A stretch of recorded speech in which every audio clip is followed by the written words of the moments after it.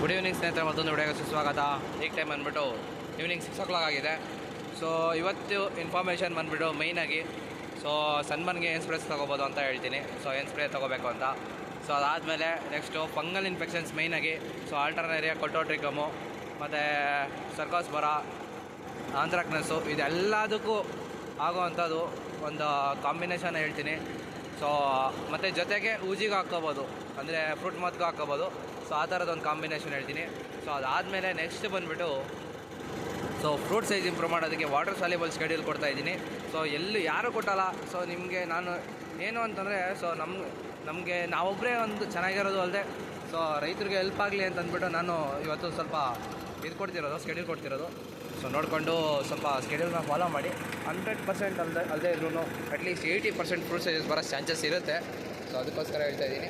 ಮತ್ತು ಅದು ಬಿಟ್ಟರೆ ನೆಕ್ಸ್ಟ್ ಬಂದುಬಿಟ್ಟು ಮೇಯ್ನಾಗಿ ಬ್ಯಾಕ್ಟ್ರಾಲ್ ಬ್ಲೈಟ್ಗೆ 5 months ಆದಮೇಲೆ ಏನು ಸ್ಪ್ರೇ ತೊಗೊಬೇಕು ಅಂತ ಅಂದ್ಬಿಟ್ಟು ಇವತ್ತಿನ ವೀಡಿಯೋ. ನೀರು ಹಿಡ್ಕೊಳಕ್ಕೆ ಬಂದೆ, ಸ್ವಲ್ಪ ನೀರು ಹಿಡ್ಕೊಂಡು ತೋಟಕ್ಕೆ ಸ್ಪ್ರೇ ತೊಗೋಬೇಕಿತ್ತಲ್ವ. ಅದಕ್ಕೋಸ್ಕರ ನೀರು ಹಿಡ್ಕೊಳ್ಳೋಣ ಅಂತ ಬಂದಿದ್ದೀನಿ. ನೀರಿಗೆ ಏನು ಮಾಡ್ಕೊಂಡಿದ್ದೀವಿ ಅಂದರೆ ಇಲ್ಲಿ ಸಿಂಟ್ಯಾಕ್ಸ್ ಇಟ್ಕೊಂಡಿದ್ದೀವಿ ನೋಡಿ. ಮೇಲೆಗಡೆ 200 ಇದು ವೈಟ್ ಕಲರ್ ಕಾಣಿಸ್ತಿದೆಯಲ್ಲ, ಅದು ಸಿಂಟ್ಯಾಕ್ಸ್ ಬಂದುಬಿಟ್ಟು ವಾಟರ್ಗೆ ಇದು ಮಾಡ್ಕೊಂಡಿದ್ದೀವಿ ನಾವು 2000 ಲೀಟರ್ಸ್ ಅದು. ವಾಟ್ರು ಒಂದೊಂದ್ಸರಿ ಇಶ್ಯೂಸ್ ಇರುತ್ತಲ್ವ. ಅದಕ್ಕೋಸ್ಕರ ಎಲ್ಲ ಕಡೆಯೂ ಹುಡ್ಕಾಡೋದಕ್ಕಾಗಲ್ಲ. ಅದಕ್ಕೋಸ್ಕರ ನಾವೇನು ಮಾಡ್ಕೊಂಡಿದ್ದೀವಿ ಅಂದರೆ ಇಲ್ಲೇ ಇಟ್ಕೊಳ್ಳೋದು ನೀರನ್ನ.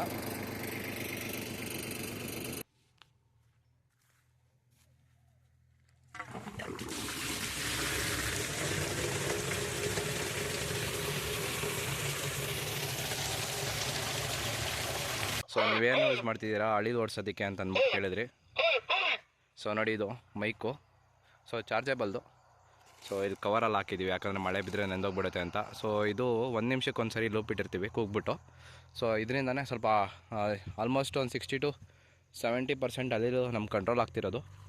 ಈ ಕಡೆ ಎಲ್ಲ ಆಲ್ಮೋಸ್ಟ್ ಒಂದು 10-12 ಕಾಯಿ ತಿನ್ಬಿಟ್ಟಿತ್ತು ಒಂದೊಂದು ಗಿಡಕ್ಕೆ. ಈಗೆಲ್ಲ ಫುಲ್ ಕಂಟ್ರೋಲ್ ಆಗಿದೆ. ರೇರ್ ಅಂದರೆ ರೇರು. ಈಗ 100%ಅಲ್ಲಿ ಒಂದು 5% ಏನೋ ತಿಂತಾಯಿದ್ದಾವೆ ಅಷ್ಟೇ. ಇನ್ನು ಮಿಕ್ಕಿದೆಲ್ಲ ನಾರ್ಮಲಾಗಿ ಕಂಟ್ರೋಲ್ ಆಗಿದೆ. ಇವತ್ತಿನ ವೀಡಿಯೋ ಬಂದುಬಿಟ್ಟು ಮೇಯ್ನಾಗಿ ಫಂಗಲ್ ಇನ್ಫೆಕ್ಷನ್ಸ್ಗೆ ಸ್ವಲ್ಪ ವೀಡಿಯೋ ಮಾಡೋಣ ಅಂತ ಅಂದ್ಕೊಂಡೆ. ಫಂಗಲ್ ಇನ್ಫೆಕ್ಷನ್ಸ್ಗೆ ಸ್ವಲ್ಪ ಸ್ಪ್ರೇಸು ಚೆನ್ನಾಗಿರೋವಂಥದ್ದು. ಆಲ್ಟರ್ನೇರಿಯಾ, ಕೊಲ್ಟೋಟ್ರಿಕಮು ಮತ್ತು ಸರ್ಕೋಸ್ಪೊರಾ ಎಲ್ಲ ಕಡೆ ಸ್ವಲ್ಪ ಕಂಪ್ಲೇಂಟ್ಸ್ ಕಾಣಿಸ್ಕೊತಿದೆ. ವೆದರ್ ಸ್ವಲ್ಪ ಚೆನ್ನಾಗಿದ್ರೂ ಸ್ವಲ್ಪ ಕಾಣಿಸ್ಕೊತಾ ಇದೆ. ಅದಕ್ಕೋಸ್ಕರ ಸ್ವಲ್ಪ ಇವತ್ತು ಫಂಗಲ್ ಇನ್ಫೆಕ್ಷನ್ಸ್ಗೆ ಮೇಯ್ನಾಗಿ, ಮತ್ತು ಬ್ಯಾಕ್ಟೀರಿಯಲ್ ಇನ್ಫೆಕ್ಷನ್ಗೆ ಎಷ್ಟೋ ಜನ ಕೇಳ್ತಿದ್ದೀರಾ. ಅದಕ್ಕೂ ಹೇಳ್ತೀನಿ. ಮತ್ತು ಮೇಯ್ನಾಗಿ ಸನ್ಬರ್ನ್ಗೆ ಏನು ಸ್ಪ್ರೇ ತೊಗೋಬೋದು ಅಂತ ಅಂದ್ಬಿಟ್ಟು ಇವತ್ತು ವಿಡಿಯೋ ಮಾಡ್ತಿರೋದು. ಅದಾದಮೇಲೆ ಫ್ರೂಟ್ ಸೈಜ್ಗೆ ಏನು ಮಾಡ್ಕೋಬೇಕು, ಫ್ರೂಟ್ ಸೈಜ್ಗೆ ಯಾವ ಥರ ವಾಟರ್ ಸಾಲ್ಯುಬಲ್ ಕೊಡಬೇಕು ಅಂತ ಅಂದ್ಬಿಟ್ಟು ಇವತ್ತಿನ ವೀಡಿಯೋ. ಫಸ್ಟ್ ಬಂದುಬಿಟ್ಟು ಮೇಯ್ನಾಗಿ ಫಂಗಲ್ ಇನ್ಫೆಕ್ಷನ್ಸ್ಗೆ ಬಂದುಬಿಟ್ಟು ಇವತ್ತು ಸ್ಪ್ರೇ ತೊಗೊತಾ ಇರೋದು ಬಂದುಬಿಟ್ಟು cabaret top 3 grams per litre. ಮತ್ತು ಜೊತೆಗೆ ಆ್ಯಂಟಿಬಯೋಟಿಕ್ ಹಾಕೋತಿದ್ದೀನಿ, ವ್ಯಾಲಿಡಮೈಸಿನ್ ಅಂತ. ಆಂಥ್ರಾಕ್ನಸ್ಸು, ಸರ್ಕೋಸ್ಪೊರಾ ಎಲ್ಲ ಸೂಪರಾಗಿ ಕಂಟ್ರೋಲ್ ಬರುತ್ತೆ. ಅದಕ್ಕೋಸ್ಕರ ಇದು ಕಾಂಬಿನೇಷನ್ ಜೊತೆಗೆ ಹಾಕ್ಕೊಂಡು ಡೈಸಿಸು 0.5 ml ಹಾಕ್ಕೊತಾ ಇದ್ದೀನಿ. ಇವತ್ತು ಊಜಿಗೆ ಸ್ವಲ್ಪ ಸ್ಪ್ರೇ ತೊಗೊಬೇಕು ಅನಿಸ್ತು. ಅದಕ್ಕೋಸ್ಕರ ಇವಾಗ ಸ್ಪ್ರೇ ತೊಗೊತಾ ಇರೋದು. ಊಜಿಗೆ ಮತ್ತು ಫಂಗಲ್ ಇನ್ಫೆಕ್ಷನ್ಸ್, ಆಲ್ಮೋಸ್ಟ್ ಎಲ್ಲ ಫಂಗಲ್ ಇನ್ಫೆಕ್ಷನ್ಸ್ಗೂ ಯೂಸ್ ಆಗುತ್ತೆ. ಆ ಥರ ಸ್ಪ್ರೇ ತೊಗೊತಾ ಇದ್ದೀನಿ. ಮತ್ತು ನೆಕ್ಸ್ಟ್ ಬಂದುಬಿಟ್ಟು ಬ್ಯಾಕ್ಟೀರಿಯಲ್ ಬ್ಲೈಟ್ಗೆ ಏನು ಸ್ಪ್ರೇ ತೊಗೋಬೇಕು ಅಂತಂದರೆ ಬ್ಯಾಕ್ಟೀರಿಯಲ್ ಬ್ಲೈಟಿಗೆ ಬಂದುಬಿಟ್ಟು ಆದಷ್ಟು ಆ್ಯಂಟಿಬಯೋಟಿಕ್ಸೇ ತೊಗೋಬೇಕಾಗತ್ತೆ. ಬೇರೆ ಇನ್ನೇನು ತೊಗೊಳೋದಕ್ಕಾಗಲ್ಲ. 5 months ಆಗಿರೋ ಅಂಥವ್ರು ಸಿಂಪಲ್ಲಾಗಿ ಒಂದು ಸ್ಪ್ರೇಸ್ ತೊಗೋಬೇಕು ಅಂದರೆ ಬ್ಯಾಕ್ಟೀರಿಯಲ್ ಇನ್ಫೆಕ್ಷನ್ಸ್ ಏನು ಸ್ಪ್ರೆಡಿಂಗ್ ಇರೋಲ್ಲ. ಆದ್ರೂ ಕಂಟ್ರೋಲಲ್ಲಿ ಇರಲಿ ಅನ್ನೋ ಅಂಥವ್ರು ಯಾವ ಥರ ತೊಗೋಬೋದು ಅಂತಂದರೆ ಕ್ಯಾಪ್ಟನ್ನು ಮತ್ತು ಸ್ಟೆಪ್ರೋಸೈಕ್ಲಿನ್ ತೊಗೋಬೋದು. ಕ್ಯಾಪ್ಟನ್ 2 grams per ಲೀಟ್ರು ಮತ್ತು ಸ್ಟೆಪ್ರೋಸೈಕ್ಲಿನ್ 0.5 gram per ಲೀಟ್ರ್ ತೊಗೋಬೋದು. ಅದು ಬಿಟ್ಟರೆ ನೆಕ್ಸ್ಟ್ ಆಪ್ಷನ್ ಬಂದುಬಿಟ್ಟು ರೋಕೋ ಮತ್ತು ಕಾಸುಕಮೈಸಿನು. ರೋಕೋ 1 gram per ಲೀಟ್ರು ಮತ್ತು ಕಾಸುಕಮೈಸಿನು 2 ml per ಲೀಟ್ರು. ಇವೆರಡರಲ್ಲಿ ಯಾವುದಾದ್ರೂ ಸ್ಪ್ರೇ ತೊಗೊಳ್ಳಿ ನಡೆಯುತ್ತೆ. ಅಂಥ ಪೌಡ್ರ್ ಕೋಟಿಂಗ್ ಏನೂ ಆಗೋಲ್ಲ. 5 months ಆದಮೇಲೆ ಆದಷ್ಟು ಲಿಕ್ವಿಡ್ನೇ ಬಳಸಿ ಅಂತ ಹೇಳ್ತಾರೆ. ಅದೇ ಥರ ಲಿಕ್ವಿಡ್ನೇ ಬಳಸಿದ್ರೆ ನಮಗೆ ಸ್ವಲ್ಪ ಆದಷ್ಟು ಲೈಟಾಗಿ ಕೋಟಿಂಗ್ ಬಂದರೆ ಒಳ್ಳೆಯದು. ಯಾಕೆಂದರೆ ಈಗ ಮಳೆಗಳು ಸ್ವಲ್ಪ ಹನಿಗಳು ಉದುರ್ತಾ ಇರುತ್ತೆ. ಸ್ವಲ್ಪ ಈಗ 1 week ವೆದರು ಸ್ವಲ್ಪ ವೇರಿಯೇಷನ್ಸ್ ಆಗುತ್ತೆ ಅಂತಂದ್ಬಿಟ್ಟು ಇಂಟರ್ನೆಟಲ್ಲಿ ತೋರಿಸ್ತಾ ಇದೆ. ಅದಕ್ಕೋಸ್ಕರ ಆದಷ್ಟು ಸ್ವಲ್ಪ ಪೌಡ್ರೇ ತೊಗೊಳ್ಳೋಣ ಅಂತಂದ್ಬಿಟ್ಟು ಹೇಳ್ತಿರೋದು. ಸೊ ಕಾಪರ್ ಆಕ್ಸಿಕ್ಲೋರೈಡ್ ಅವೆಲ್ಲ ಬೇಡ. ಸೊ ಯಾಕಂದರೆ ಈಗ 5 ಮಂತ್ಸ್ ಆಲ್ಮೋಸ್ಟ್ ಕಂಪ್ಲೀಟ್ ಆಗಿದೆಯಲ್ಲ. ಸೊ 5 ಮಂತ್ಸ್ 8 ಡೇಸು 9 ಡೇಸ್ ಆಗಿರೋ ಅಂಥವ್ರು. ಸೊ ಆದಷ್ಟು ಕಾಪರ್ನ ಅವಾಯ್ಡ್ ಮಾಡಿ. ಸೊ ಕಾಪರ್ನ ಅವಾಯ್ಡ್ ಮಾಡಿದಷ್ಟು ನಿಮಗೆ ಫ್ರೂಟ್ ಸೈಜು ಇವಾಗ ಸ್ವಲ್ಪ ಇಂಪ್ರೂವ್ ಆಗೋದು ಈಗಲೇ. ಸೊ ಅದಕ್ಕೋಸ್ಕರ ಕಾಪರ್ನ ಆದಷ್ಟು ಅವಾಯ್ಡ್ ಮಾಡ್ಕೊಳ್ಳಿ. ಸೊ ನೆಕ್ಸ್ಟ್ ಬಂದುಬಿಟ್ಟು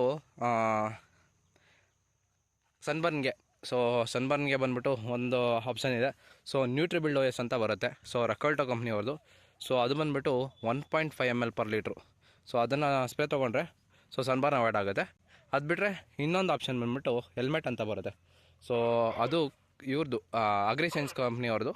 ಸೊ ಹೆಲ್ಮೆಟ್ ಅಂತ ಬರುತ್ತೆ. ಅದು 2 ml per ಲೀಟ್ರು. ಬಟ್ ಅದನ್ನು ಯಾವಾಗ ಸ್ಪ್ರೇ ತೊಗೋಬೇಕಂದ್ರೆ ಆಲ್ಮೋಸ್ಟು ಬೆಳಗ್ಗೆ 9 ಗಂಟೆ ಸ್ವಲ್ಪ ಬಿಸಿಲು ಹತ್ತಾ ಇದ್ದಂಗೆ. ಸೊ 9 ಗಂಟೆ ಹಂಗೆ ತೊಗೋಬೇಕಾಗತ್ತೆ. ಸೊ ಅವಾಗ ಸ್ಪ್ರೇ ತೊಗೊಂಡ್ರೆ ಸೊ ಚೆನ್ನಾಗಿ ಕೆಲಸ ಮಾಡುತ್ತೆ ಹೆಲ್ಮೆಟ್ಟು. ಸೊ ಇವೆರಡು ಸನ್ಬರ್ನ್ಗೆ ಅವಾಯ್ಡ್ ಆಗೋವಂಥದ್ದು ಇದು. ಸೊ ನೆಕ್ಸ್ಟ್ ಬಂದುಬಿಟ್ಟು ಸೊ ಫ್ರೂಟ್ ಸೈಜ್ಗೆ ವಾಟರ್ ಸಾಲ್ಯುಬಲ್ ಏನು ಕೊಡಬೇಕು ಅಂತ ಕೇಳ್ತಿದ್ದಾರೆ ಸೊ ಎಷ್ಟೋ ಜನ. ಸೊ ಒಂದು ಸ್ಕೆಡ್ಯೂಲ್ ಹೇಳ್ತೀನಿ. ಸೊ ಆ ಸ್ಕೆಡ್ಯೂಲ್ ಪ್ರಕಾರ ಮಾಡ್ಕೊಳ್ಳಿ. ಸೊ ಫಸ್ಟ್ ಬಂದುಬಿಟ್ಟು 0-44-44 ಅಂತ ಬರುತ್ತೆ, ಇಲ್ಲ 42-42 ಎರಡರಲ್ಲಿ ಯಾವುದಾದ್ರೂ ತೊಗೊಳ್ಳಿ. ಸೊ 0-42-42 ಬಂದುಬಿಟ್ಟು ಸೊ 0-44-44 ಆಗಲಿ 0-42-42 ಆಗಲಿ. ಸೊ ICL ಕಂಪ್ನಿದು. ಸೊ 1 kgಗೆ 5 kg 1 ಎಕರೆಗೆ ಬಿಡಿ. ಸೊ ಅದು ಬಿಟ್ಟರೆ ನೆಕ್ಸ್ಟ್ ಆಪ್ಷನ್ ಬಂದುಬಿಟ್ಟು ಸೊ ಪೊಟ್ಯಾಷಿಯಮ್ ಸೈನೈಡ್ ಬರುತ್ತೆ. ಸೊ ಪೊಟ್ಯಾಷಿಯಮ್ ಸೈನೈಡ್ ಬಂದುಬಿಟ್ಟು ಪ್ಯಾಷನ್ ಅಂತಲೂ ಕರೀತಾರೆ. ಸೊ ಅದನ್ನು ಬಂದುಬಿಟ್ಟು ಅದೂ ಅಷ್ಟೇ 3 ಡೇಸ್ ಗ್ಯಾಪ್ ಕೊಡಿ. 3 to 4 ಡೇಸ್ ಗ್ಯಾಪ್ ಕೊಟ್ಟು ಮತ್ತು ಪೊಟ್ಯಾಷಿಯಮ್ ಸೈನೈಟ 5 kg ಬಿಡಿ. ಸೊ ಅದಾದಮೇಲೆ ಎಕರೆಗೆ ಹೇಳ್ತಿರೋದು ನಾನು. ಸೊ 2 ಎಕರೆ 3 ಎಕರೆ ಇರೋವಂಥವ್ರು ಸ್ವಲ್ಪ ವೇರಿಯೇಷನ್ ಮಾಡ್ಕೊಳ್ಳಿ. ಸೊ ಅದಾದಮೇಲೆ ನೆಕ್ಸ್ಟ್ ಬಂದುಬಿಟ್ಟು 0-0-50. ಸೊ ICL ಕಂಪ್ನಿದು ನಾನು ಬಳಸೋದೆಲ್ಲ ICLದು. So almost. ಸೊ ಅದಕ್ಕೋಸ್ಕರ ಹೇಳ್ತಿರೋದು. ಸೊ 0-0-50 ಬಂದುಬಿಟ್ಟು 5 kg ಬಿಡಿ. ಸೊ ಅದಾದಮೇಲೆ ನೆಕ್ಸ್ಟ್ 4 ಡೇಸ್ 5 ಡೇಸ್ ಗ್ಯಾಪ್ ಕೊಟ್ಟು ನೆಕ್ಸ್ಟ್ ಇನ್ನೊಂದು ಬಂದುಬಿಟ್ಟು 8047 ಅಂತ ಬಂದಿದೆ ICL ಕಂಪ್ನಿಯವ್ರದ್ದು. ಸೊ ನಾನು ಪ್ರಮೋಷನ್ ಏನು ಮಾಡ್ತಿಲ್ಲ, ಬಟ್ ನಾನೇನು ಬೆಳೆಸಿನೋ ಅದನ್ನು ಹೇಳ್ತಿದ್ದೀನಿ ಅಷ್ಟೇ. ಸೊ ಅದಕ್ಕೋಸ್ಕರ ಸೊ ನೀವು ಅಕಸ್ಮಾತ್ ಏನಾದ್ರು ಬೇರೆ ಕಂಪ್ನಿ ಸಿಗೋ ಅಂಥದ್ದಿದ್ರೆ ಬಳಸ್ಕೋಬೋದು, ತೊಂದರೆ ಏನಿಲ್ಲ. ಬಟ್ ನನಗೆ ರಿಸಲ್ಟ್ ಕಾಣಿಸಿರೋದು ICLಲ್ಲಿ. ಸೊ ಅದಕ್ಕೆ ICL ಕಂಪ್ನಿದೆ ಆದಷ್ಟು ಬಿಡ್ತೀನಿ. 8047 ಅಂತ ಬರುತ್ತೆ. ಸೊ ಅದನ್ನು ಬಿಡ್ಬೋದು 5 kg.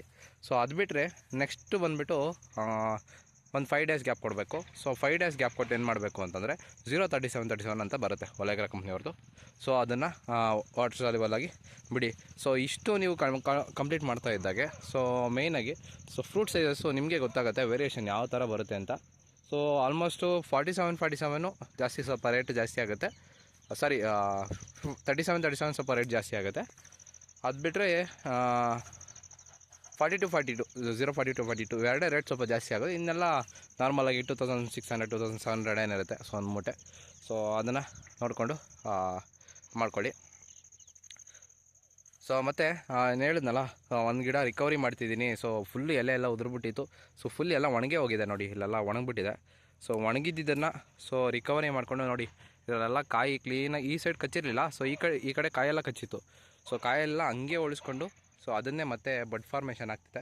ಸೊ ಈ ಥರ ಉಳಿಸ್ಕೊಂಡಿದ್ದೀನಿ. ಸೊ ನೋಡೋಣ, ಇದು ಇನ್ನೂ ಪ್ರಾಪರಾಗಿ ನೆಕ್ಸ್ಟ್ ವರ್ಷಕ್ಕೆ ಅಂದರೆ ರೆಸ್ಟ್ ಕಟ್ಟಿಂಗಲ್ಲಿ ಪ್ರಾಪರಾಗಿ ಏನಾದರೂ ಉಳ್ಕೊಂತು ಅಂದರೆ ಸೊ ಏನು ಸ್ಕೆಡ್ಯೂಲ್ ಅಂತ ಅಂದ್ಬಿಟ್ಟು ನಿಮಗೂ ಹೇಳ್ತೀನಿ. ಸೊ ಅದನ್ನು ಮಾಡ್ಕೊಳ್ಳಿರಂತೆ. ಸೊ ನೋಡಿ, ಇದರಲ್ಲೆಲ್ಲ ಕಾಯಿ ಸೈಜ್ ಎಲ್ಲ ಸೂಪರಾಗೇ ಇದೆ, ಬಟ್ ಎಲೆ ಇಲ್ಲ. ಸೊ ಅದೊಂದು ಪ್ರಾಬ್ಲಮ್ಮು. ಸೊ ಫ್ಲವರಿಂಗ್ ಎಲ್ಲ ಈಗ ಆಗ್ತಿದೆ ನೋಡಿ ಇದರಲ್ಲೆಲ್ಲ. ಸೊ ಕಾಣಿಸಿದೆಯಾ? ಸೊ ಕಾಯಿ ಅಷ್ಟೇ. ಸೊ ವಾಟ್ರ್ ಕರೆಕ್ಟಾಗಿದೆ. ಸೊ ಮೆತ್ತಕ್ಕೇನಿಲ್ಲ. ಸೊ ಚೆನ್ನಾಗಿದೆ ನೋಡಿ, ಇಲ್ಲಿ ಕಾಣಿಸಿದೆಯಾ ನೋಡಿ ಕಾಯೆಲ್ಲ ಏನು ಸೈಜ್ ಇದೆ ಅಂತ. ಸೊ ಈ ಥರ ಇದೆ. ಸೊ ನೋಡೋಣ, ಇದು ಅಕಸ್ಮಾತ್ ಏನಾದರೂ ಕರೆಕ್ಟಾಗಿ ಉಳ್ಕೊಂತು ಅಂತಂದರೆ ಗಿಡ ಸೊ ಏನೇನು ಮಾಡಿದ್ದೆ ಅಂತ ಅಂದ್ಬಿಟ್ಟು ಒಂದು ಸರಿ ಹೇಳ್ತೀನಿ ನಿಮಗೆ. ಸೊ ಇದು ಇವತ್ತಿನ ವಿಡಿಯೋ. ಸೊ ವಿಡಿಯೋ ಇಷ್ಟ ಆಗಿದ್ರೆ ಲೈಕ್ ಮಾಡಿ, ಶೇರ್ ಮಾಡಿ, ಸಬ್ಸ್ಕ್ರೈಬ್ ಮಾಡ್ಕೊಳ್ಳಿ. ಎಷ್ಟೋ ಜನ ಹೊಸಬ್ರು ಸಬ್ಸ್ಕ್ರೈಬ್ ಮಾಡ್ಕೋತಿಲ್ಲ, ಆದಷ್ಟು ಸಬ್ಸ್ಕ್ರೈಬ್ ಮಾಡ್ಕೊಳ್ಳಿ. Thanks for watching the video.